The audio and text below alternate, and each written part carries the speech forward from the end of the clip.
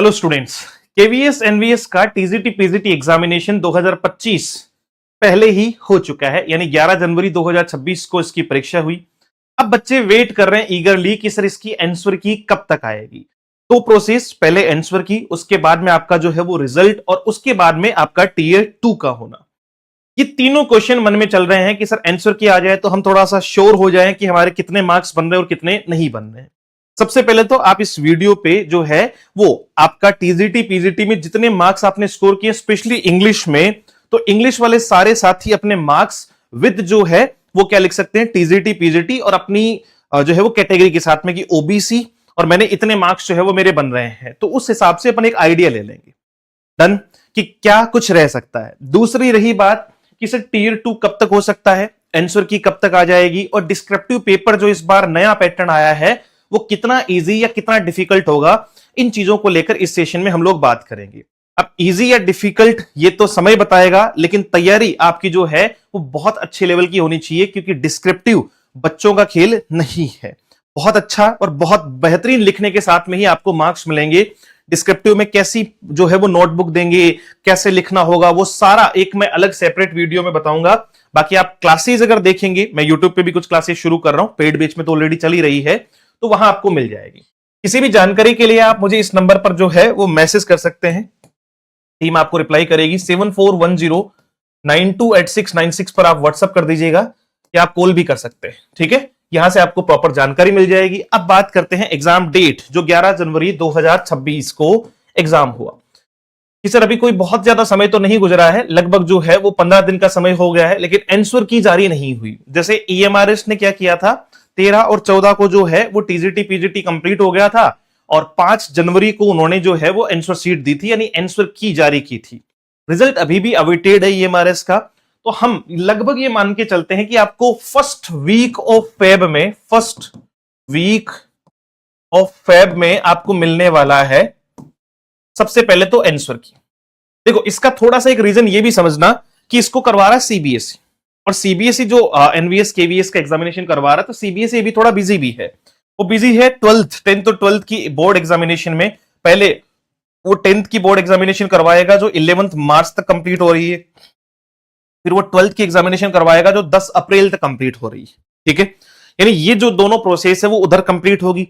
उसके बाद में इसका मेंस एग्जाम होना लगभग जो है वो नजर आता है, यानी 10 अप्रैल के बाद में, तो वो कभी भी हो सकता है मिड अप्रैल में या फिर अप्रैल लास्ट में। समय कैसे मिलेगा कि सर अभी तो आंसर की ही नहीं आई है, तो लगभग फर्स्ट वीक ऑफ फरवरी जो है वो आपकी आंसर की, और उसके बाद में आपका रिजल्ट।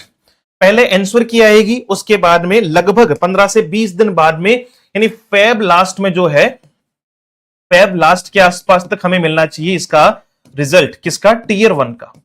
T1 का रिजल्ट जो है वो फेब लास्ट तक, और उसके बाद में आपका टीयर 2 की एग्जाम डेट। तो फरवरी तो लगभग निकल जाएगी इसी में आंसर की और रिजल्ट जारी करने में। तो फिर आपका बचेगा क्या सर? मार्च अप्रैल, है ना। आपका फरवरी के बाद में मार्च और अप्रैल 2 महीने बचेंगे, तो अप्रैल लास्ट में जिस दिन रिजल्ट जारी होगा उसके 45 से 60 दिन के अंदर अंदर जो है वो एग्जाम करवाने की पूरी संभावनाएं होती है। ये मेंस एग्जाम में मैंने लगभग ट्रेंड देखा है कि जिस एग्जाम में टीयर 1 और टीयर 2 है, तो वो लगभग इतना ही टाइम देते हैं, 45 to 60 डेज।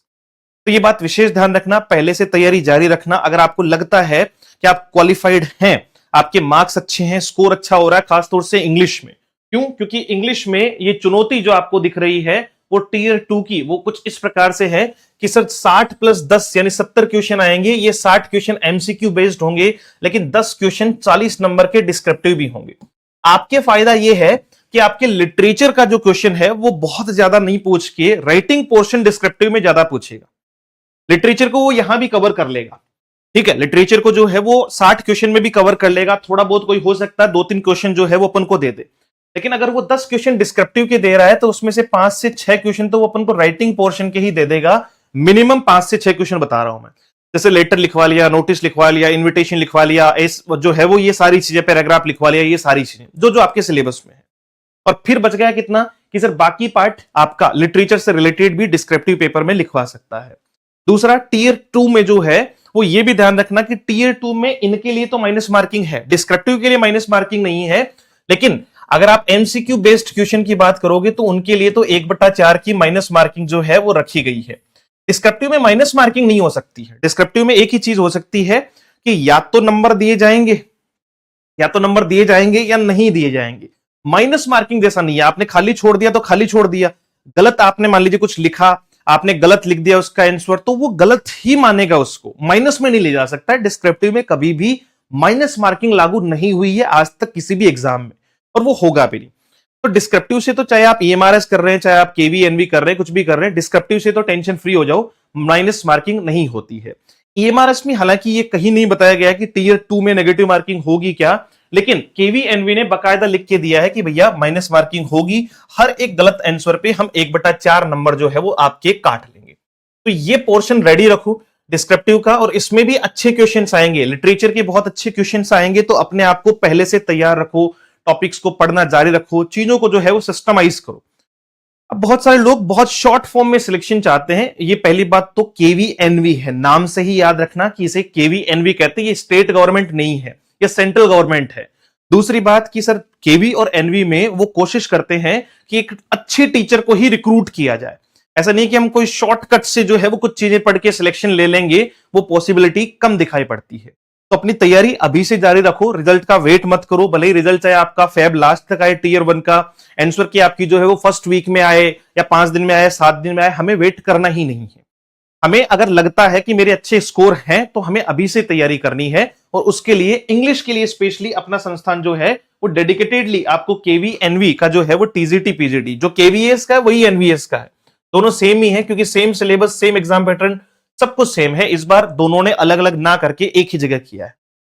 तो पीजीटी आपको 2299 में डिस्क्रिप्टिव प्लस आपका जो है वो मेंस का पेपर इंग्लिश का स्पेशल दे देगा, और टीजीटी आपको 1999 में संस्थान जो है वो प्रोवाइड करवा रहा है। बैचेज चल रहे हैं, हम ऑलरेडी राइटर्स पे बात कर रहे हैं, साथ साथ में जो है वो राइटिंग पोर्शन को भी देख रहे हैं, एक साइड में लिटरेचर और एक साइड में राइटिंग पोर्शन को। कुछ क्लासेस में यूट्यूब पर भी बहुत जल्दी लाऊंगा, लेकिन उससे पहले आप जो है वो अपने आप में प्रिपेयर हो जाएं। करना क्या है, अगर आपको किसी भी टाइप का बैच ज्वाइन करना है तो आप अपना application let's learn with Ajay sir जो है वो डाउनलोड कर लीजिएगा प्ले स्टोर से, या फिर इस नंबर पर जो है वो मैसेज कर दीजिएगा, कॉल कर दीजिएगा अगर कोई जानकारी चाहिए हो, 74109286 और 96। तो मैं होप करता हूं कि आप लोग जल्दी ही तैयारी को मजबूत करेंगे, ताकि मेंस एग्जामिनेशन में यानी टीयर 2 में हम किसी भी तरीके से पिछड़े नहीं। Thank you so much, have a great day, see you soon in the next session. जय हिंद।